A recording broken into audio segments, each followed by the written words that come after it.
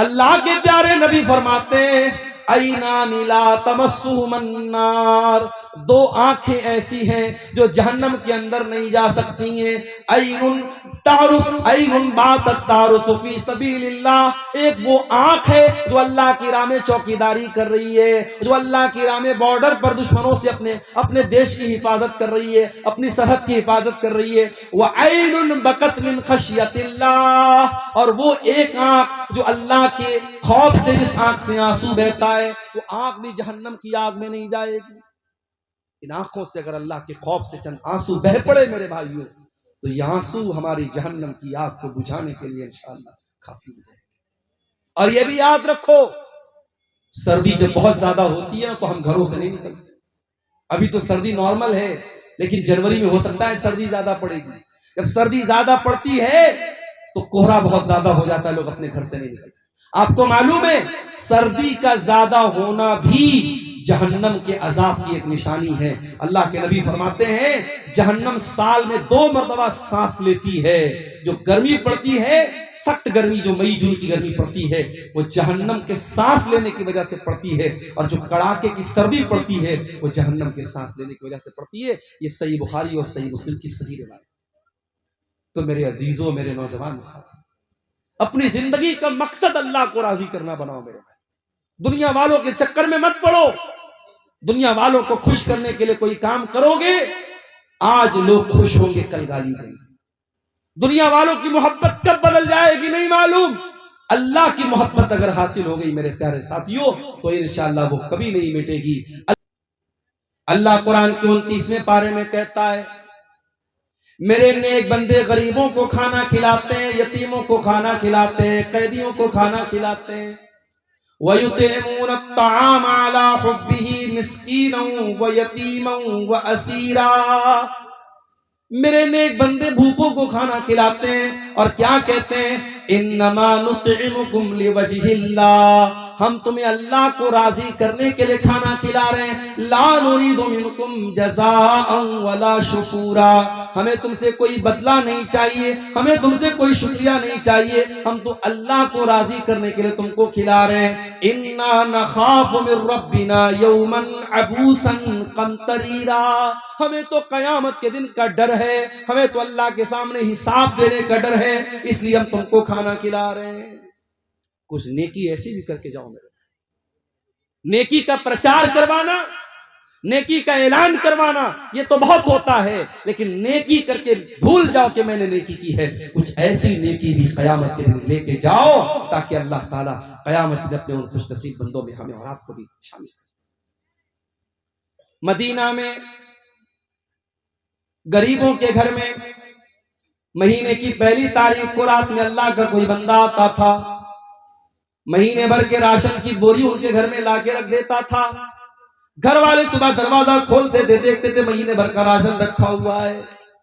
مدینہ کے سینکڑوں گھروں کا پریوار چلتا تھا، لیکن لوگوں کو پتا نہیں تھا کہ کون اللہ کا بندہ ہے جو راتوں میں راشن لا کے دیتا ہے. کچھ دنوں کے بعد مدینہ میں ایک انتقال ہو گیا، ایک میت ہو گئی. میت کو جب نہلایا جانے لگا، جب میت کے بدن سے کپڑا اتارا جانے لگا، اس میت کی پیٹھ کے اوپر موٹے موٹے بورے کے نشان نظر آنے لگے. لوگ حیران ہو گئے، یہ تو جو مرنے والا انسان ہے یہ تو نبی کے خاندان سے تعلق رکھتا ہے، یہ تو نبی کے نواسے کا بیٹا ہے، یہ تو حسین ابن علی کا بیٹا علی بن حسین ہے، اس کی پیٹھ پر موٹے موٹے نشان کیوں ہے؟ یہ تو بوری نہیں اٹھاتا تھا، یہ تو بوجھ نہیں اٹھاتا تھا، اس انسان کی پیٹھ پر یہ موٹے موٹے نشان کیسے ہیں؟ یہ خبر پورے مدینہ میں پھیل گئی. مدینہ کے ان غریب پریواروں تک بھی یہ خبر گئی. مدینہ کے ان غریب پریواروں کو سمجھ میں آ گیا ہمارے گھر میں ہر مہینہ راشن کی بوری لاد کر کے ہمارے گھر تک لانے والا کوئی اور انسان نہیں تھا، وہ علی بن حسین تھے، وہ نبی کے اہل بیت میں سے تھے، وہ نبی کے نواسے کے بیٹے تھے. ایسے بھی لوگ تھے میرے بھائی، ساری زندگی غریبوں کے گھر میں اناج پہنچاتے رہے. مرنے کے بعد جب نہلایا جانے لگا تب ان کے پیٹھ کے نشانوں سے پتہ لگا کہ یہ کام وہ کرتے تھے. ہم اور آپ تو ریاکار ہو گئے میرے بھائی، دکھاوے کی دنیا آ گئی، ہر چیز میں شو آف آ گیا، ہر چیز سوشل میڈیا پہ ہم ڈالنے لگے. حج کرنے جا رہے ہیں، میری بیوی کہنے لگی جب میں عمرہ کرنے گیا بیوی کہنے لگی کہ ہم لوگ بھی جو ہے جب طواف کریں گے تو آپ اپنا ہاتھ خانے کعبہ پہ رکھیے گا اور میں بھی اپنا ہاتھ رکھوں گی اور دونوں لوگ فوٹو لیں گے. میں نے کہا یہ چونچلے بازی مجھ کو پسند نہیں. عمرہ کرنے آئے ہو بھائی, طواف کرنے آئے ہو, وہاں بیٹھ کر کے بیوی اپنا ہاتھ رکھ رہی ہے, شوہر اپنا ہاتھ رکھ رہا ہے اور دونوں فوٹو لے رہے ہیں تاکہ دنیا کو پتہ لگ جائے صاحب میاں بیوی دونوں ساتھ میں عمرہ کرنے گئے. تو کیا ہے یہ چونچلے بازی آج ہو رہی ہے. لوگ مدینہ کے اندر جا کے نکاح کر رہے ہیں. کیا کوئی ایسی دلیل ملتی ہے کہ مدینہ کے اندر نکاح کرنے سے ثواب بڑھ جاتا ہے کیا؟ فیس بک کے اوپر انسٹاگرام پر ویڈیو آتا, ریل آتی کہ صاحب یہ تو بڑی خوش قسمت عورت ہے, اس کا نکاح کہاں ہوا؟ مدینہ میں ہوا. تو کیا ہندوستان میں اور کٹیہار میں جو نکاح ہو رہا ہے سب بدقسمت لوگ ہیں؟ عجیب و غریب منطق ہے. مسئلہ یاد رکھو, نکاح مسجد کے اندر ہو سکتا ہے مگر نکاح مسجد کے اندر کرنا کوئی سنت نہیں ہے اور کوئی ثواب کا کام نہیں ہے. یہ مسئلہ یاد رکھو.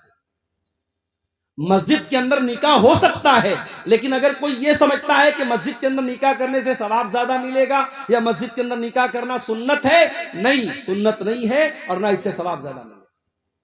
کر سکتے ہیں, اجازت ہے بس.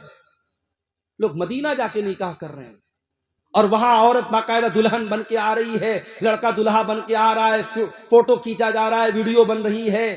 کیا تماشا ہو رہا ہے میرے بھائی. نبی کے شہر کو کیا بنا کے رکھا, نبی کی مسجد کو کیا بنا کے رکھا آپ نے؟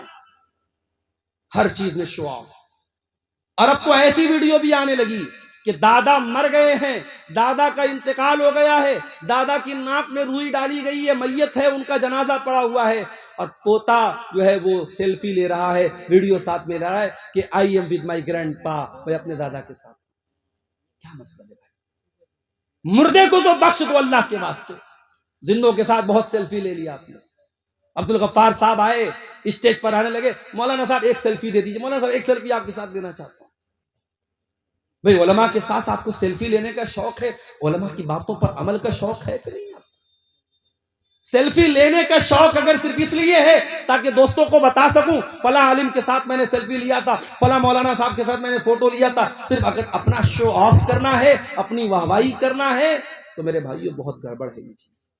ہاں, اگر آپ کو کسی عالم سے محبت ہے, اس کی تقریروں کو آپ سنتے ہیں اور پھر اس کی باتوں پر عمل بھی کرتے ہیں اور پھر وہ عالم آپ کے علاقے میں آتا ہے اور آپ نے کہا مولانا آپ سے بڑی محبت کرتا ہوں, ایک فوٹو دے دیجئے, تو ٹھیک ہے, مولانا لوگ بھی آپ کا دل نہیں توڑیں گے, وہ آپ کے ساتھ سیلفی لے لیں گے. مگر صرف سیلفی لینے کا مقصد واہوائی کرنا ہے تو یہ غلط ہے. میرے شو آف مت کیجیے.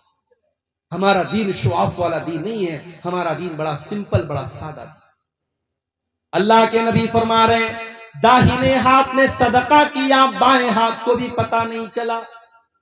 اتنا چپکے سے صدقہ کیا, اتنا چپکے سے دان دیا, اتنا چپکے سے خیرات کیا, داہنے ہاتھ کا صدقہ بائیں ہاتھ کو پتہ نہیں چلا. کچھ ایسا دان بھی یہاں دیجئے مدرسوں میں آپ کہ جو آپ کو معلوم ہے اور اللہ کو معلوم ہے. بڑی بڑی رقم لوگ دے دیتے ہیں, معلوم نہیں ہوتا. ہمارے بنارس میں ایک مسجد بن رہی تھی, 1 کروڑ روپیہ مسجد کے بننے پر خرچ ہوا اور 10-10 لاکھ روپیہ ایسے لوگوں نے چندہ دیا کہ پتہ بھی نہیں چلا کہ وہ چندہ کس کی طرف سے آیا.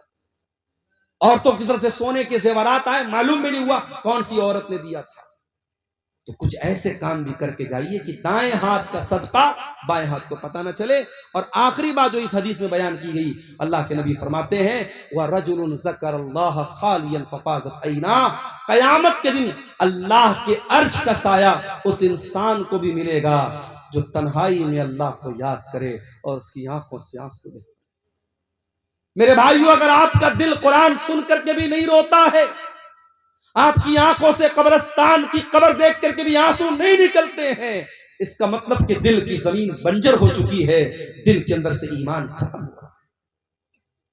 کبھی کبھی رات کے سناٹے میں اپنے کمرے میں بیٹھ کر کے اللہ کو یاد کرو. میرے پیارے بھائیو, اپنے ماضی میں کیے گئے گناہوں کو ہم یاد کریں, اپنی غلطیوں کو یاد کریں اور مالک کے رحمت کو یاد کریں. مالک کے سامنے آنسو بہا لیں, مالک کے سامنے رو لیں, مالک کے سامنے گر گڑا لیں, مالک سے توبہ کر لیں. اللہ کی قسم یہ چند آنسو ہماری مغفرت کے لیے کافی ہو جائیں گے.